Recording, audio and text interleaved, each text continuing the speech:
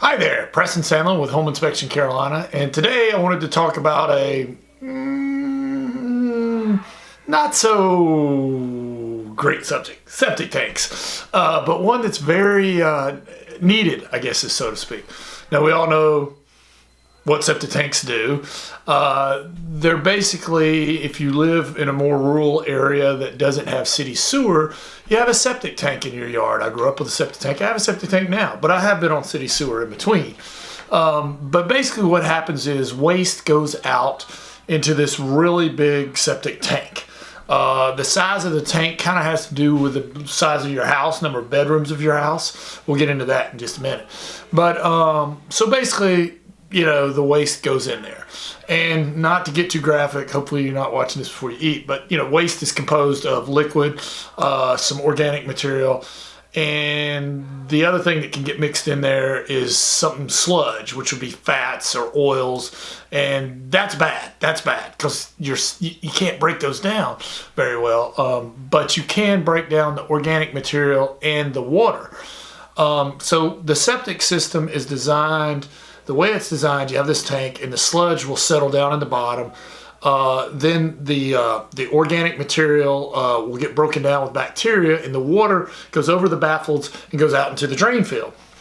And a drain field is very important to a septic system because that's how the liquid portion of the waste gets redistributed back out to the earth and is actually, you know, fertilizer is kind of made out of that sort of stuff. So it can also help your grass. But a couple of things now, on a drain field, you want to make sure that you have nothing other than grass growing on a drain field, because if you had bushes or trees or anything like that, the root system would interfere with the drain field.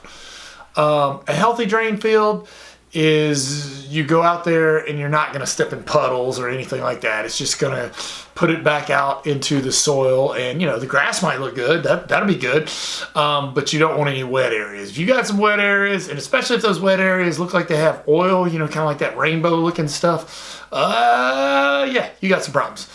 So what's involved? How often should you inspect a septic system? And what should you do? What's the maintenance on a septic system? Well, a couple of things. First of all, try not to put any kind of fats, oils, feminine hygiene products, anything that will not break down. It needs to be water or something organic. It's the only thing that should be going to a septic system. Otherwise, and no oils, because your system has a hard time breaking it down, and it's going to fill up, and the sludge will build up. The sludge builds up in the bottom of the tank, and if it gets to the point where it's 1/3 of the tank or more, you're going to have the tank pumped, and that's rather expensive. And that has to be done every so often. It's just kind of hard to tell. You're going to have a professional inspection to know when. I don't recommend anybody take the lid off of their tank. And even to do that, you need to know where the tank is. I probably should have started with that. I apologize. You need to know where your septic tank is. So how do you know that? Well, there's a couple of different ways. You can certainly go to the health department, or the building permit department. Maybe the health department too, sorry. But the building department, they had to have a permit to put it in, and there should be some drawings exactly where it is when you look up your address. Chances are it's going to be in the back of your house or on the side. It's almost never in the front of the yard. It can be, but it's very rare. Another thing to look for, if you have a crawl space, just shine a flashlight under there. If you're not afraid, crawl under there a little bit, and you'll see the waste lines coming down, and they all have to gradually go down, and then they'll all go down to one pipe, right? And that pipe will exit the house. Look where that pipe is exiting the house. Is it exiting, and where exactly is it? Is it exiting the right rear corner? All right, that's where it's going. Go on the outside of there, and then trace that out a little ways. And you could take a really, really long screwdriver when it's wet, soil's wet, just kind of tap down, tap down, tap down, and eventually you'll find it. That's one way. Obviously, if someone's living there, ask them. I mean, if they've lived there a while, they probably know where it is. And then also you're going to need to know where the drain field is.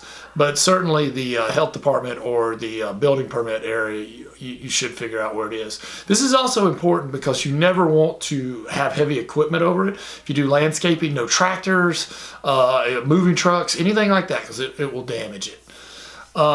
Okay, so yearly inspections. Basically, you just want to go out and you want to walk the drain fields, you want to walk around things. You're looking for any puddles of water. That's not good, and especially with oil, that sort of thing. A septic person can do a more extensive search where they dig it up and they can actually take the cover off. They can measure the amount of sludge, and that might be something you want to do every so often to see if you need to have it pumped. But you're just kind of inspecting to see if there's any failures going on, and you want to catch that early.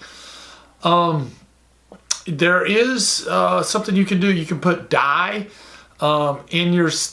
I want to be careful when I say this. You can put dye and you can flush it down the toilet, and run water. And obviously, if you go out in the yard and you see that dye, your system is failing. But just because you don't see it doesn't mean that it's not failing. So I do want to put that catch 22 in there. Another thing is, if the house has been vacant for a while, sometimes that bacteria that breaks down the organic material, which we want, it's kind of strange. In most things, when we think of bacteria, we're thinking of something bad. But as far as septic system goes, bacteria is good.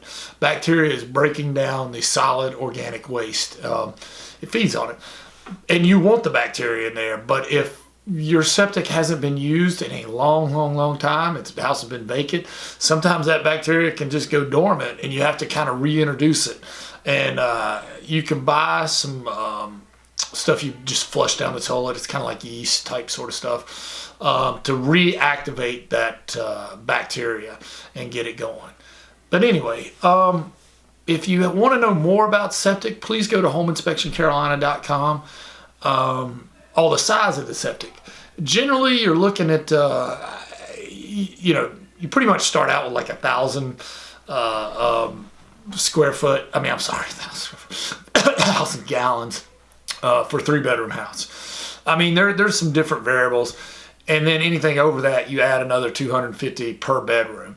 And sometimes you run, and that's not a hard set rule. That's just kind of a rule of thumb. There's a lot of exceptions, and I'm sure some people will comment, that's not exactly right. And I get it, but that's just kind of a rule of thumb. Where you get into trouble is where you have the original septic tank and somebody builds on an addition, adds 2 bedrooms or something like that. Obviously now there's more, going into that. Now, people ask me all the time, how often does a septic tank have to be pumped? Well, let me give you a great political solid answer. It depends. There's a lot of things. If the people are real vigilant and they're not putting any oil or any, anything that will not break down into the system, it's going to last a lot longer. Number of people living there. And also, I'm not trying to be whatever, but certain people put off a lot more than others. So there's really a lot of variables there. The other thing is you want to make sure that you don't have any leaky toilet, toilets that just run continuously, leaky faucets, because that continual water will cause it to fail sooner than it normally would. But anyway, if you have any questions about septic or any other home inspection questions, give us a call at 704-542-6575 or check us out at homeinspectioncarolina.com. Thanks a lot.